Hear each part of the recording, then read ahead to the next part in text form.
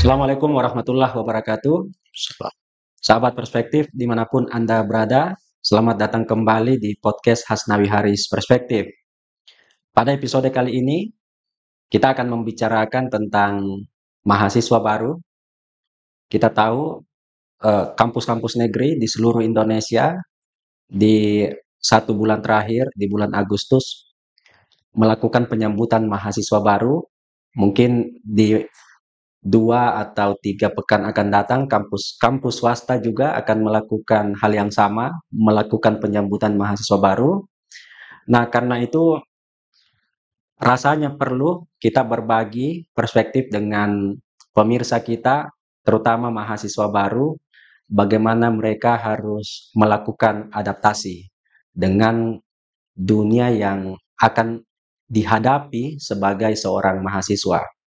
Nah, kita akan mendengarkan perspektif dari Profesor Hasnawi Haris. Beliau adalah guru besar di Fakultas Ilmu Sosial dan Hukum Universitas Negeri Makassar.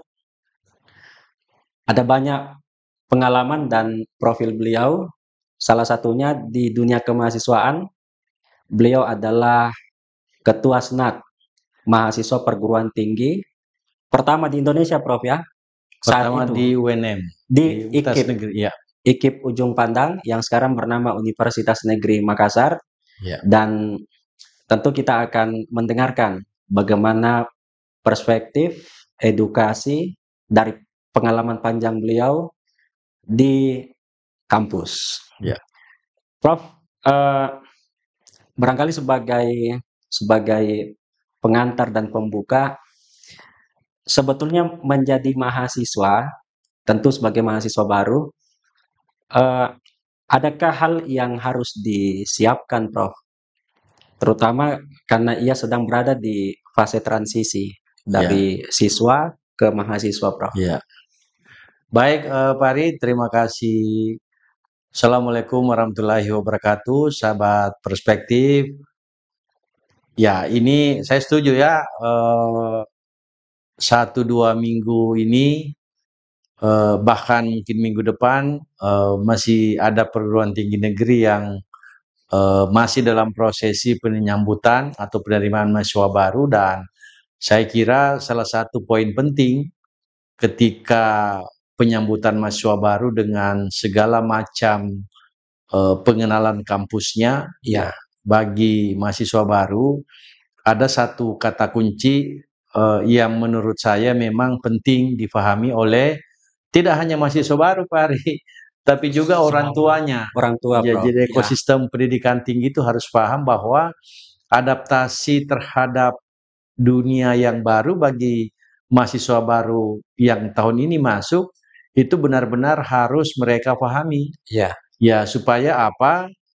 Mereka tidak kiku, ya, mereka tidak bingung, bahkan mungkin mereka tidak ada dalam tekanan psikologis begitu, ya, under pressure, karena betul-betul mungkin beberapa case bukan beda hanya 180 derajat, tapi 360 derajat derajat. bedanya. Nah, Ya, inilah yang menurut saya penting, dan saya kira banyak alasan yang bisa kita berikan kepada adik-adik mahasiswa baru, karena dengan adaptasi yang baik itu bisa menjadi modal dasar untuk kemudian mereka menapaki tahapan-tahapan menjadi mahasiswa yang mereka enjoy, mereka bisa betul menikmati sebagai seorang mahasiswa dengan atmosfer yang berbeda dari beberapa bulan yang lalu, karena kan ya, ya baru beberapa bulan yang lalu sekitar bulan Mei misalnya masih mereka statusnya siswa. siswa.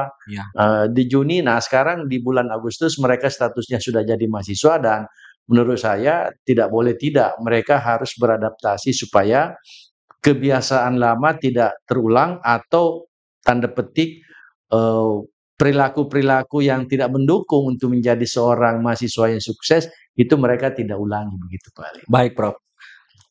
Jadi dunia kampus itu memang sangat berbeda, Prof ya, Iya, dengan betul. dunia di masa-masa sekolah, Prof. Iya, Eh, saya barangkali perlu kembali, Prof, iya, dengan pertanyaan sebetulnya bagi seorang mahasiswa baru, apa tantangan yang sangat mungkin akan dihadapi, Prof? iya, Dan ini perlu untuk dimengerti, dipahami di awal agar mahasiswa baru adaptasinya kontekstual, Prof. Iya. Ya, Baik, Pak Ari, jadi saya setuju ya. Jadi memang ketika mereka sudah masuk kampus ya, beberapa hari terakhir ini ada yang sudah selesai PKMB misalnya di ya, tingkat tidak hanya universitas, universitas sampai di tingkat program studi. Pertama itu ya tantangannya kan ini setidaknya ada 5 pari yang bisa ya, kita sebutkan. Pertama itu kan lingkungan belajar yang berbeda. lingkungan belajar. Ya, lingkungan belajar yang tadinya misalnya jadwal pelajaran katakan seperti itu, yang permanen dari pagi sampai siang balik lagi. Nah, Ya, kalau di kampus ini jadwalnya fleksibel. lebih fleksibel. Ya, jadi Ya, kalau mereka tidak siap dengan perubahan seperti ini, itu bisa ada problem misalnya ketika mereka secara kultur, secara budaya atau kebiasaan mereka tidak biasa. Nah, berarti kemandirian, Prof, ya, iya, sangat penting di sini. iya, sehingga ya betul, mereka ini harus mandiri. Ya, Mandiri ya tidak hanya ya mandiri bukan mandi berdiri Pak Ari, ya, tapi mandiri betul-betul bagaimana mereka datang kuliah, bagaimana bisa mengerjakan tugas, bagaimana berinteraksi dengan kawan-kawannya, berinteraksi dengan dosennya, ya, berinteraksi dengan seniornya. Itu yang pertama. Terus yang kedua Pak Ari, kita bicara tentang dunia yang mereka benar-benar baru, di mana kalau boleh mengatakan sistem penilaian ketika mereka ingin dikualifikasi sebagai seorang mahasiswa di ujung semester, itu penilaiannya kan ya, baru, tidak sama seperti SMA, polanya ada tes formatif, tes sumatif, dan seterusnya. Kalau di perguruan tinggi, ya selain tes-tes ujian akhir semester, ujian mid semester, pertengahan semester, ada tugas terstruktur, ada tugas mandiri, ada diskusi, ada ya, tugas makalah, ada laporan yang kalau mereka tidak siap dengan beradaptasi posisi ini, itu jadi problem. Nah, ya, sehingga yang ketiga, Pak Ari, mereka ini benar-benar harus bisa, ini kan salah satu problem kita, termasuk mahasiswa baru adalah di tingkat mahasiswa, manajemen waktu, Pak Ari. ya, Karena kan mereka ini juga kita dorong supaya dia bisa cepat mengenal dunia kampus, mereka juga kita dorong untuk bisa mengaktualisasikan dirinya lewat organisasi-organisasi yang ada. Sudah ya, cukup banyak organisasi hari ini ya yang menurut saya mereka bisa ikuti, dan di saat yang sama mereka harus membagi waktu karena berorganisasi terus kuliah, mengerjakan tugas, berinteraksi dan lain sebagainya, sehingga membutuhkan prioritas di sana. Terus yang lain Pak Ari, saya melihat tantangan akademik itu lebih luas. Kalau waktu kita SMA dulu, pengalaman kita kan ya paling tugas setiap mata pelajaran itu kan dikasih tugas oleh guru, ya PR kita kerja di rumah atau biasanya kerja di sekolah. ya, Nah, kalau ini tantangannya banyak. Tantangan akademik itu tidak hanya akademik NC tapi juga bisa non akademik, meskipun ya, ujungnya itu dia berefek pada akademik. akademik. Katakanlah misalnya gini, ketika dapat tugas kelompok, ya tantangannya adalah apakah kita mau terlibat atau tidak dalam posisi sebagai anggota, dalam posisi sebagai katakanlah Ketua kelompok. penyusun makalah Ya, atau ketua. Itu tantangannya tidak tidak, mudah, ya, dan menurut saya, nah di saat misalnya mereka baru kenalan, baru 1 bulan, 2 bulan, 3 bulan kenalan, interaksi di antara mereka itu pasti akan kiku kalau mereka tidak terbiasa. Terus yang terakhir Pak Ari, saya di awal tadi menyampaikan bahwa kita mereka para mahasiswa baru ini kita minta untuk cepat beradaptasi, karena kalau tidak mereka ini bisa istilahnya homesick ya. iya, Jadi rindu kampung halaman, ada tekanan psikologis, ada under pressure ketika ada tugas dari dosen dengan gaya dosen yang macam-macam, yang tidak bisa kita katakan bahwa satu style semua, dan ketika kita tidak bisa menghadapi gaya atau style dosen, itu akan ada problem di sana. Nah, itu menurut saya mengapa bisa kita katakan bahwa tantangan untuk menjadi mahasiswa baru ini cukup kuat, apalagi kalau kita bicara dengan penggunaan IT, Ya. dengan sarana prasarana di kampus, dengan aktivitas-aktivitas yang bisa mendukung kegiatan mereka, Pak Ari. Jadi ada tantangan soft culture, Prof, ya. Iya, betul. Dan itu kalau tidak diantisipasi, diantaranya dengan beradaptasi cepat, Iya, itu bisa membuat mahasiswa ada masalah nanti. iya betul, Pak Ari. Baik, Prof. Eh, Kaitannya dengan aktivisme, Prof. Iya, iya, Dunia iya. kampus rasanya sulit dipisahkan dengan eh, menjadi organisatoris, menjadi aktivis di kampus. Iya, Prof tentu punya pengalaman cukup lama di tahun 80, tahun 90-an awal sebagai pengurus organisasi kemahasiswaan dari tingkat terbawah, prodi sampai tingkat perguruan tinggi. iya. Barangkali Prof ada yang ingin diceritakan kepada pemirsa kita, apa sebetulnya eh, apa namanya gejala, peristiwa atau tantangan yang dihadapi di masa-masa Prof ketika bermahasiswa dengan hari ini yang penting untuk kita sampaikan kepada pemirsa kita, Prof, terutama mahasiswa baru. Iya, baik Pak Ari. Ini nostalgia ya, Ya, pertanyaannya nostalgia. Saya ingat ketika terpilih menjadi Ketua Senat Perguruan Tinggi SMPT ketika itu tahun 90, memang tentu ada kan prinsip Pak Ari yang harus selalu kita pahami, ya, setiap masa ada orangnya dan setiap orang ada ada masanya. masanya. Nah, ketika itu memang masih ada yang namanya Presidium NKK BKK. Ya, Jadi senior-senior kita yang di tingkat universitas itu sebelum beralih dari NKK BKK ke SNPT, Senat Mahasiswa Perguruan Tinggi itu memang atmosfernya sudah berbeda begitu. ya, Jadi yang namanya depolitisasi di kampus betul-betul tidak ada. ya, Betul-betul kampus itu steril dari aktivitas-aktivitas yang berbau politik ketika itu. Nah, kita waktu itu meskipun aksi unjuk rasa itu dilarang karena belum lahir undang-undang menyatakan pendapat di muka umum, undang-undang tentang penyampaian pendapat itu, Pak ya, Ari, tetap saja ya namanya idealisme mahasiswa kan terus ada. Tapi ada satu hal yang menurut saya selalu saya yakini dan ini kami coba share, kami distribusi pemahaman ini kepada kawan-kawan bahwa untuk menjadi mahasiswa yang sukses menurut saya tentu pertama harus organisatoris memang. ya, Saya masih merasakan untuk bisa menjadi ketua senat, kebetulan jadi ketua senat di fakultas, itu harus kita portofolio ya, ikut lembaga kemahasiswaan, ikut pelatihan-pelatihan yang terkait dengan kemahasiswaan itu harus dihitung. Nah, ya. kalau misalnya angkanya tidak cukup, tidak Tidak memiliki bersyarat, Prof. pasti, tidak bersyarat, itu tidak pasti tidak Ya, bisa. Nah, yang kedua, saya melihat bahwa ya waktu itu karena memang atmosfer akademik ini juga menjadi bagian yang selalu didorong agar para aktivis mahasiswa tidak terjebak hanya pada satu sisi. ya, Nah, saya bilang waktu itu kalau memungkinkan ya kawan-kawan selalu kita share bahwa ya pertama itu memang harus beradaptasi. ya, Kita harus beradaptasi ketika di kampus, kemudian yang disebut tadi mandiri, tapi bertanggung jawab.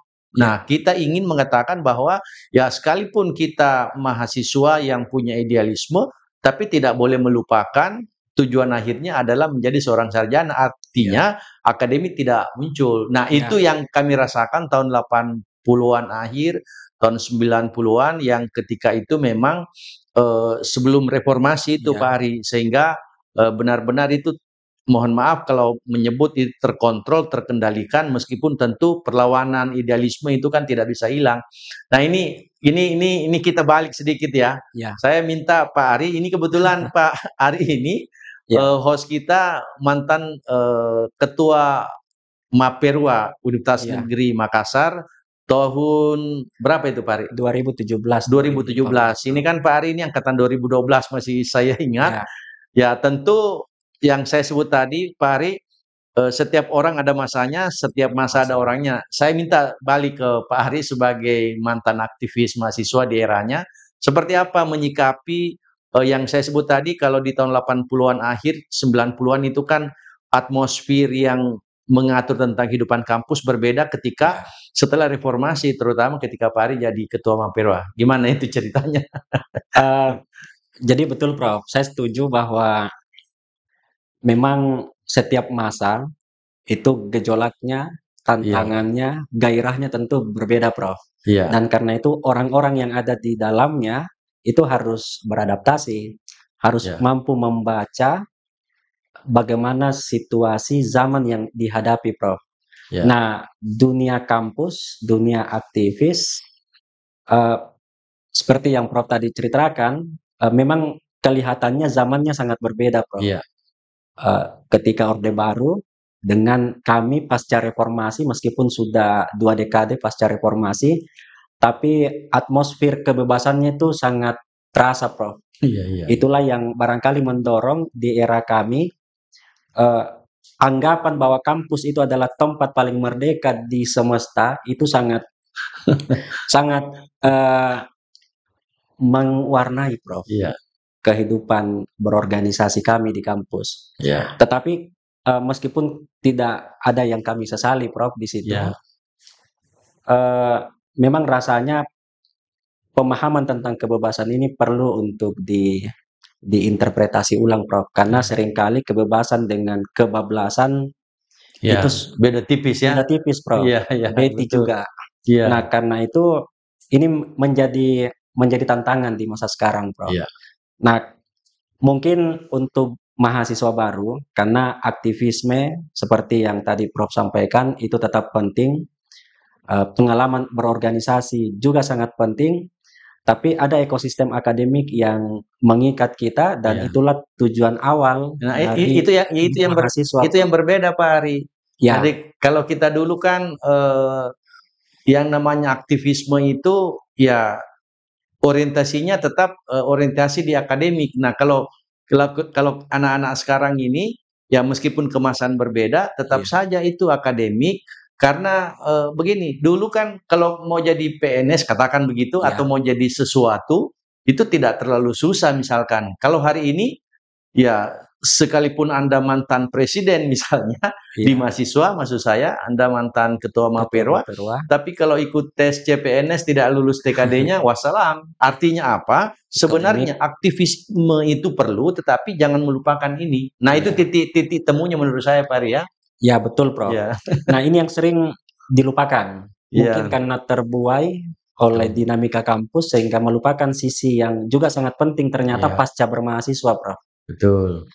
Prof, tentu karena sekarang ini mahasiswa baru menghadapi ekosistem akademik Iya, yang sangat berbeda, Prof. Kemarin ada kampus Merdeka, sekarang kampus berdampak. iya. Menurut Prof, bagaimana harusnya kita menerjemahkan aktivisme dan akademik itu agar ada pertemuan, ada perjumpaan sehingga energi anak muda, mahasiswa itu bisa disalurkan sehingga memberi dampak bukan hanya kepada dirinya tapi kepada masyarakat, Prof. Ya, sebenarnya kalau istilah kampus berdampak Pak Ari ini kan ya meskipun di tahun 2025 ini ketika Menteri, kabinet baru ya, muncul, tapi sebenarnya dari dulu itu ketika eh, apa pandangan orang bahwa kampus itu tidak bisa terlepas dari kehidupan nyata masyarakat, sehingga kampus itu tidak boleh menjadi menara gading. ya, Lalu kemudian muncullah Tridharma Perguruan Tinggi. ya, Jadi bagaimana proses pendidikan pengajaran, bagaimana penelitian dan pengabdian kepada pengabdian, masyarakat.